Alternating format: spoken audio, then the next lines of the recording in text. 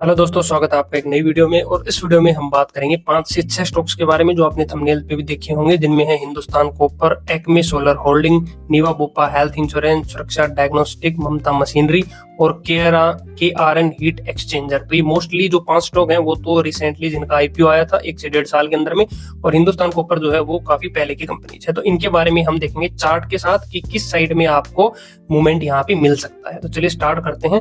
तो सबसे पहले हम हिंदुस्तान कॉपर को खोल लेते हैं। तो आज मार्केट लाइव है, जब ये वीडियो रिकॉर्ड हो रहा है 18 दिसंबर को 12 बजे। तो अभी तक जो स्टॉक है वो 5% ऊपर है, 5% ग्रीन में है। जैसे कि आप ग्रीन कैंडल देख रहे हैं, हमने डेली टाइम फ्रेम का चार्ट ले रखा है। फिलहाल 2 इंडिकेटर्स हैं, एक सुपर ट्रेंड है जिसपे 10-2 की सेटिंग है, 9 EMA की मूविंग एवरेज है। ठीक है, तो यहाँ पर अगर हम देखेंगे तो 9 EMA पे जो प्राइस है वो डेली टाइम फ्रेम पे सपोर्ट ले रहा है। ठीक है, और यहाँ पे एक बहुत अच्छी ग्रीन कैंडल बनी है। अभी देखते हैं मार्केट क्लोज होता है तो कहाँ तक क्लोजिंग देता है ये और क्या होता है ना। अब इसमें मूवमेंट कैसे कैप्चर कर सकते हैं, देखो पहले भी इस लेवल पे इसने 2 बार यहाँ पे रेजिस्टेंस का काम किया, लेकिन इस बार जो है इसको ब्रेक कर गया प्राइस। ठीक है, और यहाँ पे सपोर्ट ले लिया। तो नेक्स्ट लेवल जो है कहां तक जा सकता है, तो ये लाइन मैंने ड्रॉ की है 405-6 रुपए के आसपास है ये। और ये देखेंगे तो प्रीवियस जो है यहाँ से इसने रेजिस्टेंस लिया हुआ है। ठीक है, तो अभी अगर यही तेजी रही, मान लो आज 5% के आसपास यहाँ पे ही ये क्लोज हो जाता है, तो फिर ये मान लो कि कल परसों 1-2 दिन में तो ये इस प्राइस को, इस रेजिस्टेंस को जो है वो टेस्ट कर सकता है। बाकी डिस्क्लेमर वही है, देखो कोई बाय सेल रिकमेंडेशन नहीं है, आपको अपने पोजीशन साइजिंग और रिस्क मैनेजमेंट के हिसाब से इंट्राडे में एंट्री लेना है इसमें। और वहां पे आपको 5 मिनट 15 मिनट जो भी टाइम फ्रेम पे आप ट्रेड करते हैं उस हिसाब से आप इसमें ले सकते हैं। चांसेस आर वेरी हाई कि यहाँ से इसको एक बार रिटेस्ट करे, हो सकता है यहाँ से वापस भी आ जाए, थोड़ा सा कंसोलिडेट करे फिर वापस आए, या फिर ऊपर की तरफ जाए, कुछ भी हो सकता है। क्योंकि कॉपर थोड़ा सा वैसे डिमांड में है और पिछले काफी टाइम से देखोगे तो स्टॉक जो है ऊपर की तरफ रैली कर रहा है। यहाँ पे देखोगे तो सितंबर में ही 232 रुपए का शेयर था ये, और अब मान लो कि 400 पहुंचने वाला है ना, तो काफी अच्छा रिटर्न इसने दिया है। तो यहाँ पे हम ये छोटा मूवमेंट जो है वो कैप्चर कर सकते हैं। लगभग ये मान लो कि यहाँ से आपको 15-20 रुपए का मूवमेंट आसानी से मिल सकता है, जो इंट्राडे में बहुत बड़ा रिटर्न यहाँ पे दे सकता है। ठीक है, दूसरे शेयर की बात करते हैं एक्मे सोलर होल्डिंग की। तो एक्मे सोलर होल्डिंग में देखो क्या हुआ है। एक्मे सोलर होल्डिंग में यहाँ से इसमें गिरावट शुरू हुई 321 रुपए से, और यहाँ तक ये गिरा। ठीक है, तो यहाँ पे कहीं ना कहीं ये वाली जो लिक्विडिटी थी ये इसने थोड़ी बहुत स्वीप की। मान लो हम यहाँ पे इसको कहीं मार्क कर लेते हैं। ठीक है, तो ये लिक्विडिटी इसने स्वीप की, थोड़ा सा करेक्शन दिया। तो अब वापस से अगर प्राइस ऊपर जाने की कोशिश करता है तो आपको कुछ नहीं करना है। अगर वापस इस सुपर ट्रेंड रेड हो जाएगा और इस लो को ब्रेक करता है, तो फिर ये मान लो कि अगली जो हमारी लिक्विडिटी होगी वो कहाँ पे हो सकती है। देखो यहाँ पे कहीं पे एक अच्छी लिक्विडिटी आपको देखने को मिल सकती है। एक बार वीकली टाइम फ्रेम पे इसका और देखते हैं क्या बताता है। हाँ, तो वीकली टाइम फ्रेम पे भी अगर देखोगे तो देखो बिल्कुल है, यहाँ पर 2-3 बार इसने सपोर्ट लिया हुआ है। तो यहाँ से प्राइस अगर नीचे जाता है तो फिर यहाँ तक आ सकता है, यहाँ पे सपोर्ट ले सकता है। तो इस मोमेंट को आप कैप्चर कर सकते हो अपने इंट्राडे में, जिस दिन सेलिंग प्रेशर जो है वो ज्यादा रहेगा, सेलर्स एग्रेसिव होंगे उस दिन। अब वापिस हम इसको डेली टाइम फ्रेम पे सेट कर लेते हैं और नेक्स्ट पे चलते हैं, नीवा बुपा हेल्थ इंश्योरेंस।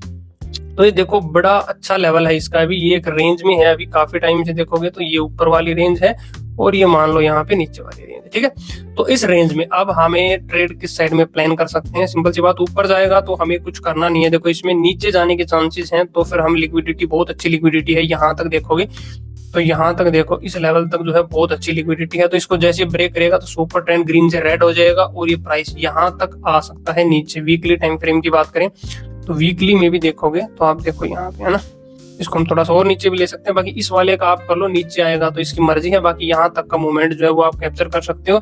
वीकली में देखोगे तो देखो ये 9 EMA का ही रेजिस्टेंस मान रहा है। पिछले 4-5 वीक से 9 EMA से ऊपर क्लोज नहीं हो पा रहा, तो इसका लो अगर ब्रेक करेगा तो सिंपली यहाँ तक जा सकता है। ठीक है, तो इसमें आप नीचे की साइड का ट्रेड प्लान कर सकते हो। सेटअप मैंने आपको बता दिया, स्टॉक बता दिया, सेटअप आप अपने हिसाब से 3 मिनट 5 मिनट 15 मिनट जिस भी दिन इसमें सेलिंग प्रेशर रहेगा आप ट्रेड कर सकते हो। ठीक है, नेक्स्ट अब हम देखते हैं सुरक्षा डायग्नोस्टिक जो है। तो इसमें क्या कहता है भाई, इसमें अगली लिक्विडिटी जो हमें साफ दिख रही है कि यहाँ तक जो है स्टॉक मिनिमम यहाँ तक सपोर्ट ले सकता है।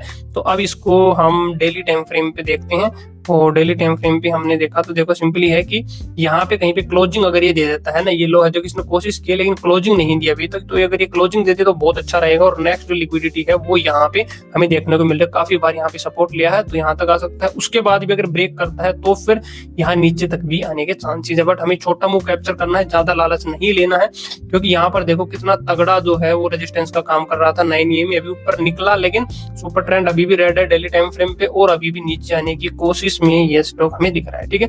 और आईपीओ वाले स्टॉक्स हैं तो एक बार जो है ये अपने मान लो कि लिस्टिंग प्राइस से भी नीचे जाने की कोशिश करते हैं, काफी टाइम तक कंसोलिडेशन फेज में रहते हैं, फिर जाके इनमें कहीं मोमेंट आता है, ठीक है।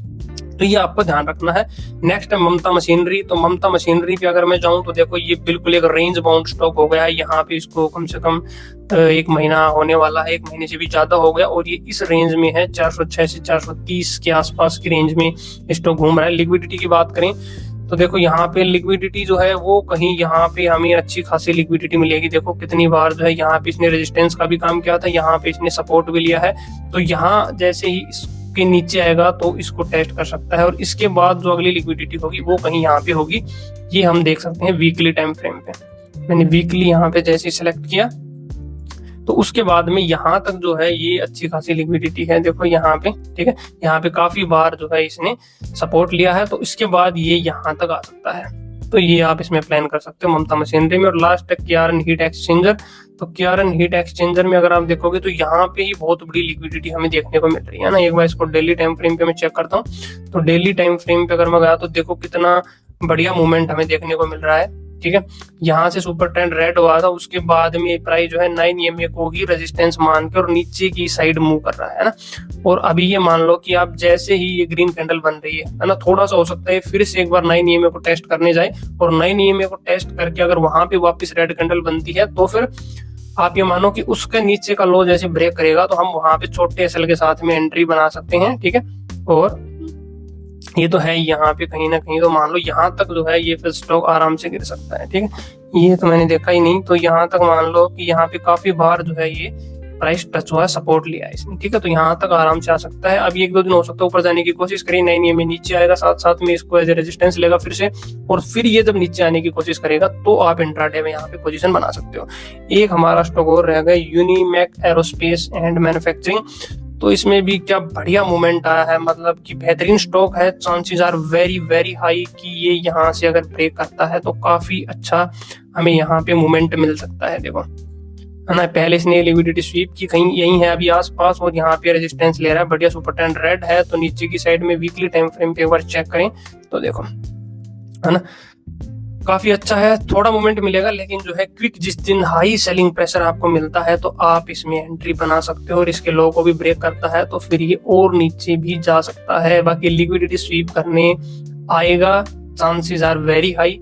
बाकी डिस्क्लेमर आपको पता ही है। तो हमने 5 स्टॉक्स के बारे में देखा, मेरी लिस्ट में और भी स्टॉक्स हैं। अब सवाल आता होगा कि यार इनमें ट्रेड हम ले तो कैसे ले, है ना। तो देखो ट्रेड हमेशा कैसे लेना होता है अगर मैं आपको बताऊं, ये आज का जो है देखो इसमें ना लो है, तो इसको छोटे टाइम फ्रेम पे आप ट्रेड लोगे सिंपली। पहले 15 मिनट पे हम एक बार देख सकते हैं कि आज इसमें क्या हुआ, ठीक है। तो यहाँ पे 15 मिनट पे अगर आप देखोगे तो इसमें हमें क्या समझ में आया कि जब डेली टाइम फ्रेम पे इसने 9 EMA का रिजेक्शन लिया था तो मार्केट ओपन हुई, तो उस टाइम पे आपको कुछ भी नहीं करना है, ठीक है। जब तक आपको वो रिजेक्शन ना मिले तब तक आपको एंट्री नहीं लेनी है। तो यहाँ पे ये ग्रीन कैंडल बनी, उसके बाद ये रेड बनती गई, क्योंकि 9 EMA के ऊपर प्राइस ने सपोर्ट लिया, तो हम यहाँ पे सेल साइड एंट्री नहीं बना सकते ना सिंपली। तो जब तक यहाँ पे था हमने देखा कि इसने सुपर ट्रेंड को एज ए रेजिस्टेंस लिया, कोशिश की, लेकिन ऊपर भी नहीं जा पाया और ये नीचे भी नहीं आ रहा। जैसे ही इस कैंडल ने यहाँ पे ब्रेक किया तो फिर हम क्या कर सकते थे कि यहाँ पर हम कहीं पे 9 EMA को देखो इसने एज ए रेजिस्टेंस लिया, है ना, और यहाँ पे फिर इस कैंडल में हम एंट्री कर सकते थे। इसमें हम छोटा एसएल चाहते तो हम इसका हाई ले लेते, या फिर हम जो है यहाँ पे कहीं पे इसका हाई एसएल लेके और फिर इसको ट्रेल करते हुए हम नीचे की साइड आ सकते हैं, ठीक है। तो ये इस तरीके से हम इंट्राडे में ट्रेड ले सकते हैं। बाकी आपको अपनी पोजीशन साइजिंग, रिस्क मैनेजमेंट का विशेष ध्यान रखना है, और आपको एसएल को ट्रेल करते जाना है ताकि आप बड़ा प्रॉफिट जो है वो वहाँ पे कैप्चर कर पाओ। आई होप आपको समझ में आया होगा। कोई भी डाउट है कमेंट सेक्शन में जरूर पूछें, और ऐसे वीडियोज के लिए चैनल को सब्सक्राइब करके नोटिफिकेशन बेल दबा दो ताकि ऐसे वीडियोज आपको